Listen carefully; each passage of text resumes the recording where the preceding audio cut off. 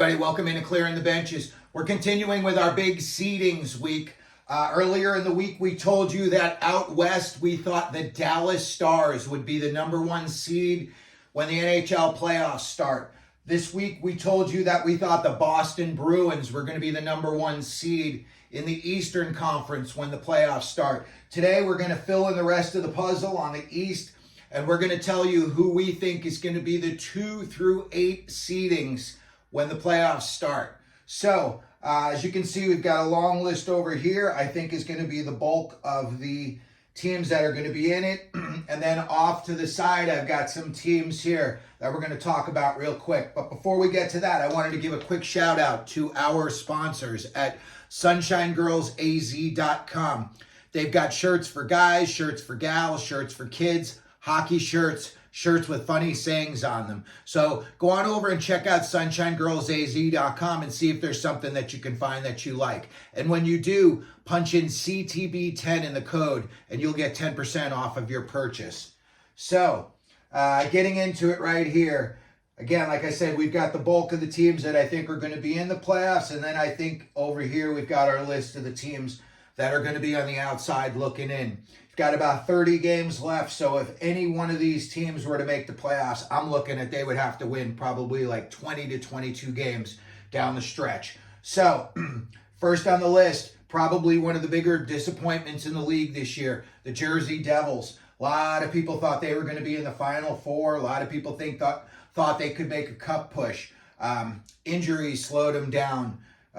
Goaltending has slowed them down. They lost Jack Hughes. They lost Heischer. They've lost Dougie Hamilton for the bulk of the season. And then Schmidt and Vanacek just have not worked out. They bought in Dawes. It looked like it was going to work there for a second. But so far, nothing to get excited about in Jersey. I am going to be excited about the weeks leading up to the trade deadline. I want to see if they're in, if they're out. And definitely, I'm going to be watching them in the offseason. But as far as for trying to make the playoffs this year, I'm going to say the New Jersey Devils are going to be on the outs looking in. Next up, probably the second biggest disappointment this year, the Buffalo Sabres. A lot of people thought at the very least they were going to be making the playoffs, myself included. I saw that, the way they finished last year, and I thought Devin Levi was going to be the big, step up. And then just didn't happen. Tage Thompson's got like 16 goals in 50 games. They just need more firepower up front to really be clicking before that team's going to work out. They've given up way too many goals for a team with Owen Power and Dahlin on the back end. Dylan Cousins has had an off year. Skinner's kind of had an off year. So again, I think Don Granato is a good coach. I thought when there were really lean years, he got the most out of it, but for some reason now that, he's got a full pantry, you would think that they'd be getting more production, but they're just not. So I'm going to say Buffalo on the outs. Another huge disappointment. Ottawa Senators. I feel sad for their fans because if anything could go wrong this year, it has gone wrong in Ottawa. Losing the #1 draft pick for screwing up the guys' 10-team trade list, losing Shane Pinto to the gambling thing, the coach, the GM, they brought Chychrun in. Now apparently they're trying to move Chychrun out. For a team that's got Sanderson and Kachuk up front and Stutzel and all these guys that are just bona fide superstars, Sanderson's on the back end, but I would have expected a lot more out of Ottawa this year, and I know they were too. But unfortunately for them, it's going to be definitely on the outs looking in. Now, we've got the Penguins circled here because the Penguins are in a very unique situation at this point in the season. Right now, I look, and they're about 5 points behind the Red Wings and Flyers. They're 7 points behind Toronto, 6 points behind Tampa Bay. But they've got 3 games in hand on those teams. So if Pittsburgh wins 3, now they've got 59. They would be ahead of Detroit. They'd be ahead of Philly, a point behind Toronto, and they'd be tied with Tampa Bay. So I've got that circled because it's definitely going to be something we're going to be keeping a close eye on in the weeks to come. And, they've got to figure out that Jake Gunsel situation. Are they keeping him, signing him, extending him, or dealing him? Again, Crosby's put that team on his back, and for a guy who's like 36 years old, man, is he in some physical athletic shape. Malkin, he looked like he was going to do it in flashes this year, and just, he seems very hot or cold. The Carlson thing didn't work out. Letang, unfortunately, I think kind of might be bearing the brunt of a lot of those other guys not working out, because it would have seemed like, he could be a guy who would really shine if those other guys would step up their game as well. But again, Pittsburgh, let's keep an eye on them. So let's get to our bulk list. And as you can see at the bottom, we've got the New York Islanders crossed out. I'm saying that because I think that with 54 points, and if you see a question mark next to a G, that means I think they've got a question mark in goal. I know Sorokin is a great goalie, but you really don't know what you're getting from night to night anymore. It's like that with almost most goalies. There's about 4 or 5 guys they're going to be rock solid, and the rest, it's just flip a coin on how they're going to do that night. I know they bought in Patrick Waugh. Maybe in the offseason, he's going to work with Sorokin, and maybe Sorokin's going to be the best goalie in the league again next year. But as far as the Islanders making the playoffs right now, I think they're going to be on the outside looking in when it's all said and done. Getting up to the next team on the bottom of our list, I'm going to say that I think the Detroit Red Wings are going to finish in the 8th spot. And again, I know that each team is, going to play against their divisional teams, but just, for the purpose of these, we're going to say it's going to be 1 through 8 in the seedings. And we're going to say the Detroit Red Wings are going to be number 8. Another team, I would say people thought they were going to do better than they have been. The Yzer plan is like 6 years in. If they don't make the playoffs, dare I say, is Steve Yzerman possibly on thin ice? This has been 6 years, and I thought at this stage they'd be a little bit further advanced. Maybe he's got like total belief in Lalonde behind the bench, but I would also thought that they would have bought in a bigger name, higher profile guy. Gerard Gallant played for the Red Wings. He stuck up for Yzerman back in the day. Maybe that's a guy that Yzerman gives a call in the offseason. But for right now, I think Detroit is going to be bringing up the rear. I do believe they will make the playoffs. I think they're going to finish in the 8th spot, which gets us up to our next team. And this is another team surprising, but for the right reasons. The Philadelphia Flyers. I think Tortorella's systems worked out really well there. I think he's got them buying in. I think a lot of these young kids, he's, teaching these kids how to be professionals as well as being good hockey players. But I really believe Philadelphia is going to make the playoffs when it's all said and done. And for the purposes of this, we're going to say that they are going to be the number 7 seed.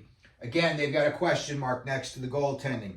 Unfortunately, the Carter Hart situation happened, and now he's off the roster, and they're going with Urson and pardon me, but I don't know who their backup is at this point. But I do believe that Philadelphia is coming in at 7. Tortorella plays almost like a playoff style system. You block shots first. If you're not blocking shots, you're not getting ice time with Tortorella. He doesn't care who you are. Look at some of the guys that he sat over the season, and he's not afraid to tell you to your face the reason why he's sitting you. But for the purposes of this, I'm going to say the Philadelphia Flyers are going to make the playoffs, and I believe they will come in around the number 7 seed. Next up on our list, now I've got 2 teams kind of together here, Tampa Bay and Toronto. Tampa Bay's got 59 points, and Toronto's got 60 points.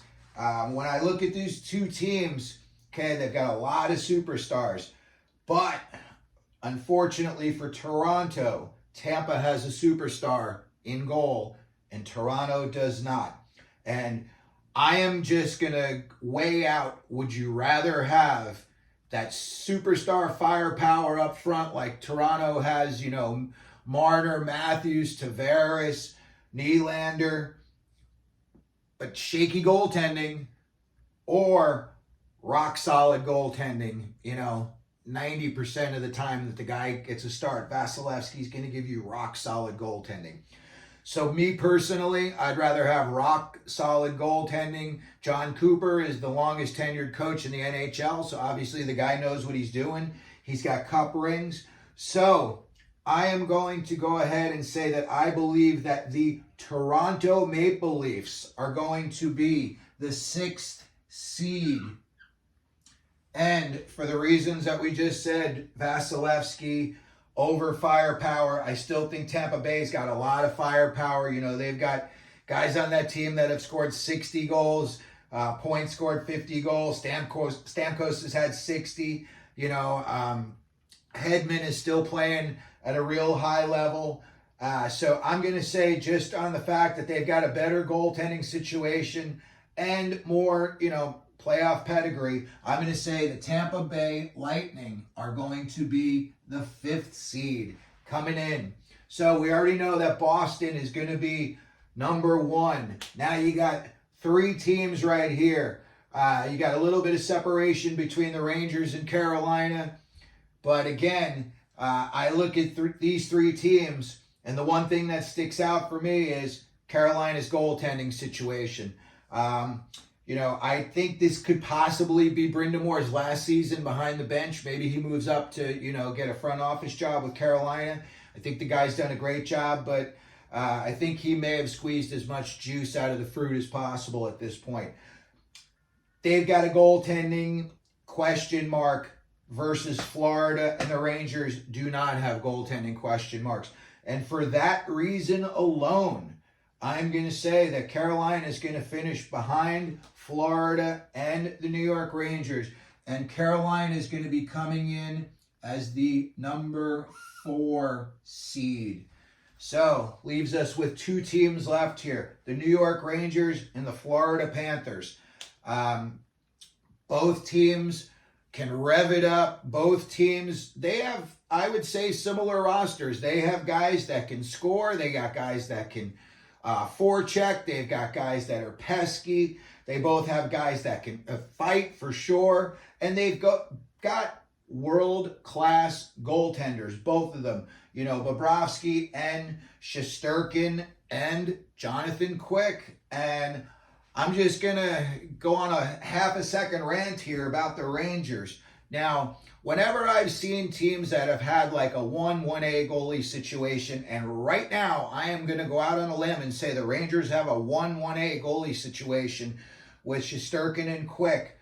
When I look at these, to me, come playoff time, game 1 is your number 1 starter.